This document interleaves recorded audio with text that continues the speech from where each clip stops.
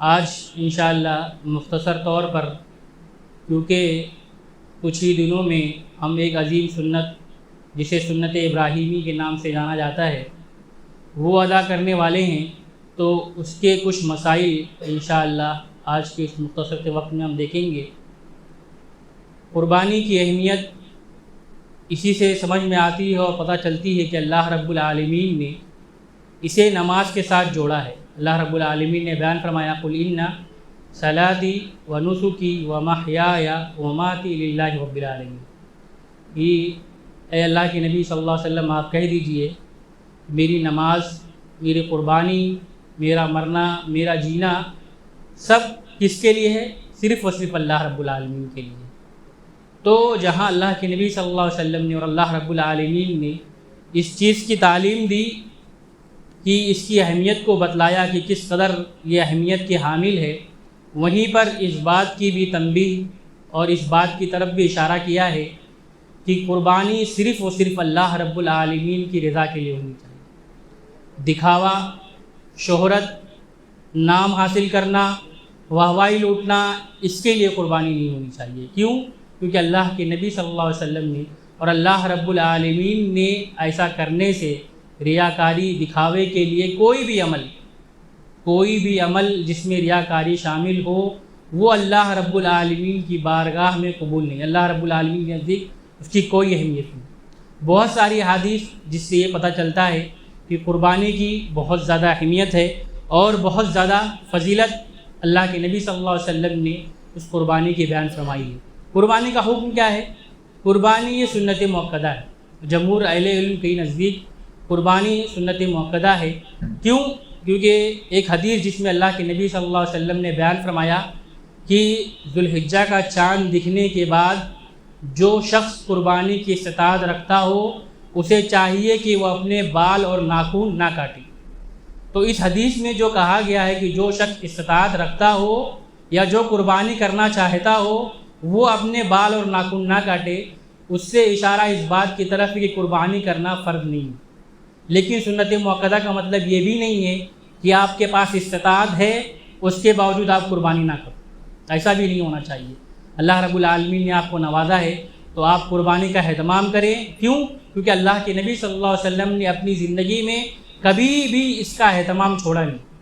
بعد میں آثار ملتے ہیں حضرت ابو بکر، حضرت عمر رضی اللہ عنہما کے، کہ انہوں نے امت کو بتلانے کے لیے کہ لوگ یہ نہ سمجھے کہ یہ فرض ہے، اس لیے کبھی کبھی چھوڑ جا کرتے تھے، لیکن اللہ کے نبی صلی اللہ علیہ وسلم نے اپنی زندگی میں کبھی بھی اس چیز کو ترک نہیں کیا، بلکہ اپنے آخری وقت میں اللہ کے نبی صلی اللہ علیہ وسلم نے 100 جانور اپنی طرف سے قربان کیے، 100 جانور، اور اس میں سے 63 جانور خود اللہ کے نبی صلی اللہ علیہ وسلم نے اپنے ہاتھوں سے کاٹے، اور باقی 37 جانور حضرت علی رضی اللہ عنہما نے اللہ کے نبی صلی اللہ علیہ وسلم کی طرف سے قربان کیے۔ تو اللہ کے نبی صلی اللہ علیہ وسلم کی سنت رہی ہے۔ قربانی کے جانور کی عمر کیا ہونی چاہیے؟ جیسا کہ ہم جانتے ہیں کہ قربانی کے جانور کے تعلق سے مسنہ یعنی دو داتا جانور ہونا چاہیے۔ قربانی کے جانور جو بھی ہوں، جو بھی آپ خرید رہے ہوں، وہ 2 داتا ہونے چاہیے۔ اگر وہ 2 داتا نہیں ہیں تو اس کا مطلب کہ وہ جانور قربانی کے لائق نہیں ہے۔ پھر وہ ایک الگ بحث اور ایک الگ مسئلہ ہے کہ اتنے سال مکمل ہونے کے باوجود اس کے دانت نہ نکلے ہوں، تو علماء نے کہا ہے کہ احتیاط اسی میں ہے کہ آپ اس چیز کا خیال رکھیں کہ اس کے دانت نکل گئے ہوں۔ اگر وہ داتا نہیں ہے اور کسی کا گھر کا پالا ہوا جانور ہے، کسی وجہ سے اس کے دانت نہیں نکل سکے ہیں، تو علماء نے اس میں رخصت دی ہے، وہ ایک الگ بحث، ایک الگ مسئلہ ہے۔ لیکن ہمیں اور آپ کو اس چیز کا خیال رکھنا چاہیے کہ جانور کے جو دودھ کے دانت ہوں وہ گر گئے ہوں اور اس کے اصل دانت آ گئے ہوں تو وہ جانور قربانی کے لائق ہے۔ ایک جانور میں کتنے حصے، یعنی ایک جانور کتنے لوگوں کے لیے کافی ہوگا؟ تو علماء نے کہا ہے کہ ایک جانور ایک فیملی کی طرف سے کافی۔ ایک گھر میں چاہے 30 افراد 40 افراد رہ رہے ہوں، 4-5 فیملی رہ رہی ہو، اگر وہ 4-5 فیملی کا کھانا ایک ساتھ بنتا ہے اور ایک چھت کے نیچے رہتے ہیں تو وہ سب لوگ مل کر کے ایک جانور بھی قربان کر دے تو ان کی طرف سے قربانی ہو جائے گی۔ اگر ہر کسی کا کچن الگ الگ ہے، ہر کوئی اپنے اعتبار سے کما رہا ہے، کھا رہا ہے، تو الگ مسئلہ ہے۔ حضرت ابو ایوب انصاری رضی اللہ تعالیٰ عنہ بیان کرتے ہیں کہ ہم اللہ کے نبی صلی اللہ علیہ وسلم کے دور میں ایک ہی جانور پورے گھر کی طرف سے قربان کیا کرتے تھے، تو اللہ کے نبی صلی اللہ علیہ وسلم نے اس کی رخصت دی ہے اور یہ تعلیم بھی دی کہ اگر کوئی شخص ایک جانور بھی قربان کر دیتا ہے تو وہ پورے گھر کے لیے کافی ہو جائے گی۔ ایک مسئلہ یہ آتا ہے خاص کر کے جب قربانی قریب آتی ہے کہ میت کی طرف سے قربانی کا کیا حکم ہے۔ میرے بھائیوں، میت کی طرف سے قربانی کا کوئی حکم ہے ہی نہیں، میت کی طرف سے صرف اور صرف صدقہ ہے، میت کی طرف سے صرف اور صرف صدقہ کرنے کا حکم ملتا ہے ہمیں۔ تو یہ چیز نہ جانے کہاں سے لوگوں کو ذہن میں آنا شروع ہو جاتی ہے، جیسے قربانی قریب آتی ہے، وہ تو آپ کبھی بھی کر سکتے ہیں، قربانی کا انتظار کرنے کی ضرورت نہیں ہے۔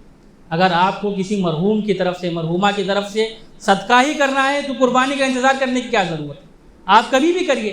اللہ کے نبی صلی اللہ علیہ وسلم کو دیکھیے، اللہ کے نبی صلی اللہ علیہ وسلم نے اپنی سب سے محبوب بیوی خدیجہ الکبریٰ رضی اللہ تعالیٰ عنہ کی طرف سے کبھی قربانی نہیں کی، اپنے شہید چچا حضرت حمزہ رضی اللہ تعالیٰ عنہ کی طرف سے کبھی قربانی نہیں کی، اپنی بیٹی رقیہ اور ام کلثوم جو اللہ کے نبی صلی اللہ علیہ وسلم کی زندگی میں اس دنیا سے چلی گئیں، کبھی بھی اللہ کے نبی صلی اللہ علیہ وسلم نے ان کی طرف سے قربانی نہیں کی۔ تو اللہ کے نبی کا یہ عمل ہمیں بتلاتا ہے میرے بھائیوں کہ ہمیں ان چیزوں میں پڑھنے کی ضرورت نہیں ہے، جو اسلام کہہ رہا ہے کرنے کے لیے آدمی اس کا اہتمام کرے۔ اگر آپ کو کرنا ہے تو صدقہ کریے، آپ تو اس کے لیے قربانی کا انتظار کرنے کی ضرورت نہیں ہے۔ اللہ رب العالمین نے آپ کو نوازا ہے، آپ کرنا چاہ رہے ہیں تو آپ ان کی طرف سے صدقہ زیادہ سے زیادہ کریے۔ آپ بکرا دینا چاہتے ہیں، جانور دینا چاہتے ہیں وہ دیجیے، پیسہ دینا چاہتے ہیں وہ دیجیے، کسی یتیم کی کفالت کرنا چاہتے ہیں۔ میرے بھائیوں، بہت سارے بچے آج مدارس کے اندر، اسکولوں کے اندر جو ٹاپر بچے ہیں، مطلب انہوں نے کالج اور اسکول ٹاپ کیا ہے، لیکن وہ صرف آگے اس وجہ سے نہیں بڑھ پا رہے ہیں کہ ان کی تعلیم کا خرچ اٹھانے والا کوئی نہیں، برداشت کرنے والا کوئی نہیں۔ آپ ایسے بچوں کو تلاش کریے اور ان کے لیے صدقہ جاریہ بنیے، آپ اپنی مرحومین کے لیے صدقہ جاریہ بنیے۔ تو بہت سارے آپشن میرے بھائیوں چیز موجود ہے، ہمیں اس چیز کا انتظار کرنے کی ضرورت نہیں ہے۔ اسی طرح سے ایک مسئلہ ہے کہ قربانی کا وقت کیا ہے، قربانی کا وقت کب شروع ہوتا ہے اور کب ختم ہوتا ہے۔ قربانی کا وقت عید کی نماز کے بعد، عید الاضحیٰ کی نماز کے بعد سے شروع ہوتا ہے۔ اگر کسی نے عید کی نماز پڑھنے سے پہلے اپنا جانور قربان کر دیا تو اس کی قربانی نہیں، وہ عام حکم ہے، عام ذبیحہ ہے، اسے دوبارہ اگر وہ چاہے تو قربانی کرے، مطلب اس کی قربانی نہیں مانی جائے گی، اس کا جانور جو ذبح کیا ہے وہ قربانی میں شمار نہیں ہوگا۔ اس کا وقت عید کی نماز کے بعد سے لے کر کے 13 ذی الحجہ، یعنی 13 ذی الحجہ تو 13 تاریخ ہے عربی کی، اس کے مغرب کے وقت تک آپ دن رات، ایسا نہیں کہ کوئی منع ہے، آپ ان پیریڈ میں، اس بیچ میں جو وقت بتایا گیا ہے عید کی نماز کے بعد سے لے کر کے 13 ذی الحجہ کی مغرب تک، اس میں آپ دن رات کبھی بھی قربانی کر سکتے ہیں، اس کے لیے کوئی وقت متعین نہیں ہے۔ آپ اس درمیان میں جب بھی آپ کو سہولت ہو آپ قربانی کر سکتے ہیں۔ قربانی کے گوشت کے حصے، ایک جو شکل ہمارے یہاں رائج ہو گئی ہے کہ اس کے 3 حصے کیے جاتے ہیں اور پھر یہ بتلایا جاتا ہے کہ 3 حصہ برابر ہونا چاہیے، کم زیادہ نہیں ہونا چاہیے کہ اپنے لیے رکھو، ایک تقسیم کر دو اور ایک کھلاؤ اور کھاؤ۔ دیکھیے اللہ کے نبی صلی اللہ علیہ وسلم سے اور صحابہ سے اس طرح کا کوئی معمول نہیں ملتا ہے۔ اللہ رب العالمین نے کہا فَكُلُوا مِنْهَا وَأَطْعِمُوا الْقَانِعَ وَالْمُعْتَرَّ، قربانی کے جانور میں سے خود بھی کھاؤ، اپنے محتاجوں کو، غریبوں کو، یتیموں کو، اپنے پاس پڑوس والے کو، رشتہ داروں کو، جس کو کھانا ہے، کھلانا ہے، بانٹنا ہے، وہ سب کر سکتے ہو، لیکن اس طرح کا برابر حصہ لگانا، اس کی کوئی ضرورت نہیں ہے۔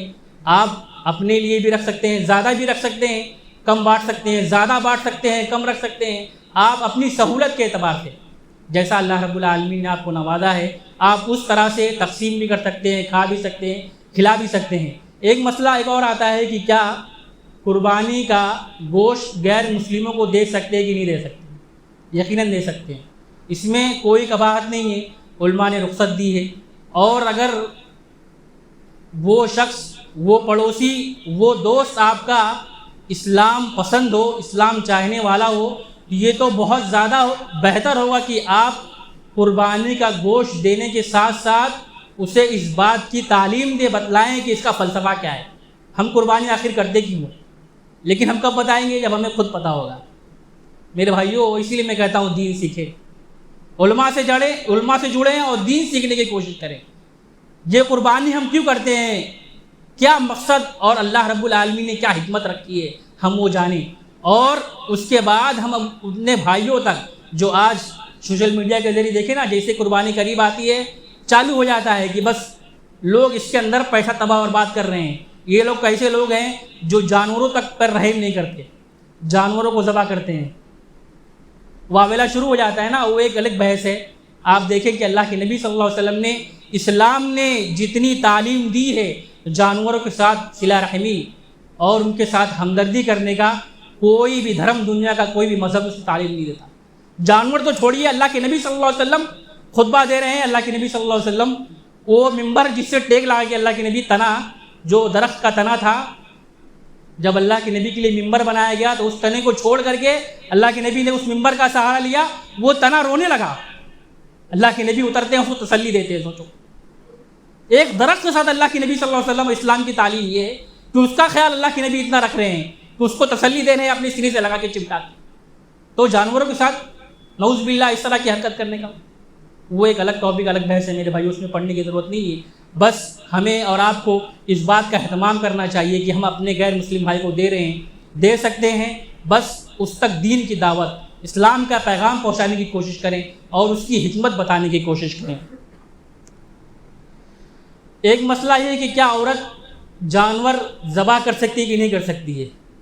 آج تو بہت بڑا المیہ یہ ہے کہ مرد، اگر یہ سوال کیا جائے کہ کیا مرد قربانی کر سکتا ہے کہ نہیں کر سکتا ہے، تو ہمارے بہت سارے بھائی، 100 میں سے 95 لوگ تو قربانی کرنا جانتے ہی نہیں۔ تو عورت کا مسئلہ تو بہت دور ہے، عورت تو کو اسلام اجازت دی ہے۔ سوچو کہ عورت بھی اپنے ہاتھ سے اپنے قربانی کا جانور ذبح کر سکتی ہے، تو ہمیں اور ہم مردوں کو تو اور آگے بڑھنا چاہیے۔ ہاں، خود اپنے جانور کو اپنے ہاتھوں سے قربان کرنا چاہیے، اور یہ اللہ کے نبی صلی اللہ علیہ وسلم کی سنت رہی ہے۔ اسی طرح سے ایک چیز میرے بھائیوں، اور ایک درخواست ہے، وہ یہ کہ ہم، اسلام اس بات کی تعلیم دیتا ہے، اسلام نے جو عید رکھی ہے، دونوں عید، چاہے عید الفطر ہو، عید الاضحیٰ ہو، اس کا مقصد کسی کو تکلیف دینا نہیں، کسی کو تکلیف پہنچانا نہیں۔ اسلام کبھی بھی یہ نہیں چاہتا کہ آپ کے کسی بھی کام سے آپ کے کسی بھی بھائی کو، چاہے کسی بھی مذہب، کسی بھی دھرم کا ماننے والا ہو، آپ کی ذات سے اسے تکلیف نہیں پہنچنی چاہیے۔ تو ہم اس بات کا خیال ضرور رکھیں کہ اس قربانی کے ذریعے سے ہم اپنے کسی بھائی کو تکلیف نہ پہنچائیں۔ وہ تکلیف کیسی ہو سکتی ہے؟ آپ دیکھیں کہ گلی میں بہت سارے لوگ جانوں لٹا کر، روڈوں پہ جانوں لٹا کر کے ذبح کرنا شروع کر دیتے ہیں، اس کی گندگی روڈوں پر لا کر کے پھینک دیتے ہیں، چمڑے وغیرہ لا کر کے پھینک دیتے ہیں۔ اور چھری دیکھیں آپ، چھری چھوڑے، چھرا لے کے گھوم رہے ہیں روڈوں پر، یہاں وہاں خون لگا ہوا۔ یہ سب کیا ہے میرے بھائی؟ ہمیں اور آپ کو اسلام نے ان چیزوں سے منع کیا ہے، اس کا ہمیں اور آپ کو خیال رکھنا ہے۔ صفائی ستھرائی تو آدھا ایمان بتلایا گیا ہے اسلام کا، اور اسلام جیسی صفائی ستھرائی کسی بھی دین کے اندر نہیں ہے، اور ہم ہی سب سے پیچھے ہیں اس میں۔ تو ہمیں اور آپ کو اس چیز کا خیال رکھنا چاہیے۔ ہم 15,000 20,000 کا ایک جانور خرید لیتے ہیں، کیا ہمارے پاس 20 روپے 25 روپے ایک تھیلی خریدنے کے لیے نہیں ہے کہ ہم اس تھیلی میں اس کچرے کو، اس لیت کو، اس گندگی کو ڈالیں اور لانے کے بعد لا کر کچرے کے ڈبے میں ڈال دیں؟ چمڑا لا کر کے مسجد میں پہنچاتے ہیں، ویسے خون میں لپٹا ہوا ہے، اسے ہاتھ میں اٹھائے ہیں، بہت سارے بچوں کے ہاتھ میں دے کر کے بھیج دیتے ہیں، وہ خون میں لت پت ہے، خون ٹپکتے ہوئے پورا مسجد تک لا کر کے یہاں پھینک کر کے چلے جاتے ہیں۔ آپ اس کا اہتمام رکھیں میرے بھائیوں، صفائی ستھرائی کا خیال رکھیں، تاکہ دوسرے قوم بھی دیکھے تو وہ ہم سے درس لے، عبرت لے کہ یہ لوگ دیکھو کس طرح سے صفائی ستھرائی کا اہتمام کرنے والے ہیں، یہ لوگ اس چیز کی تعلیم دینے والے ہیں۔ تو ہمیں اور آپ کو بھی اس چیز کا خیال رکھنا چاہیے۔ ایک چیز اور کہ ہمارے بہت سارے بھائی ویڈیوز بنا کر کے ذبح کرتے ہوئے بکرے کی یا جانور کی، اس کی ویڈیوز بناتے ہیں، فوٹو بناتے ہیں اور اسے سوشل میڈیا پر وائرل کرتے ہیں۔ یہ سب کرنے کی کیا ضرورت ہے میرے بھائی؟ اللہ رب العالمین کہہ رہا ہے قربانی میرے لیے ہونی چاہیے، یہ دکھاوا نہیں تو اور کیا ہے بتاؤ؟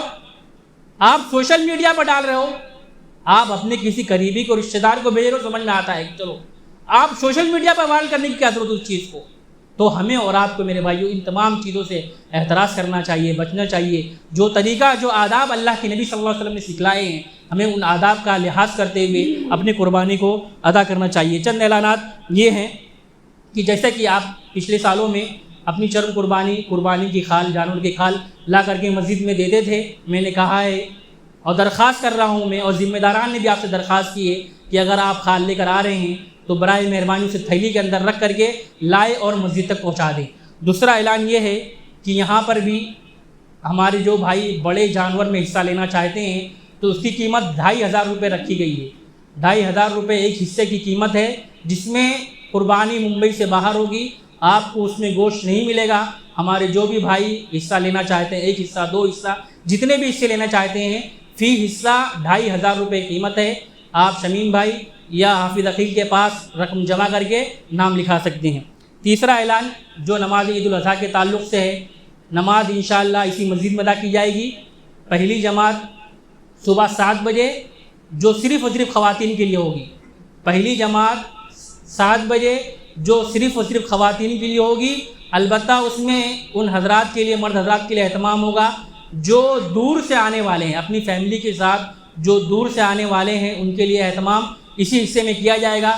برائے کرم ذمہ داران نے بھی درخواست کی ہے، میں بھی آپ سے درخواست کرتا ہوں کہ ہمارے وہ بھائی جو پاس پڑوس میں رہتے ہیں وہ بحث و مباحثہ کر کے، جھگڑا کر کے مسجد میں گھسنے کی کوشش نہ کریں۔ جگہ ہے آپ آ جائیں، کوئی مسئلہ نہیں ہے، لیکن بحث کرنا ذمہ داران سے، لوگوں سے، جو بچے ہمارے جو والنٹیئرس ہیں اس سے بحث کرنا، جھگڑا کرنا اور تکرار کر کے آپس میں اندر داخل ہونے کی کوشش کرنا، برائے مہربانی اس سے آپ بچنے کی کوشش کریں۔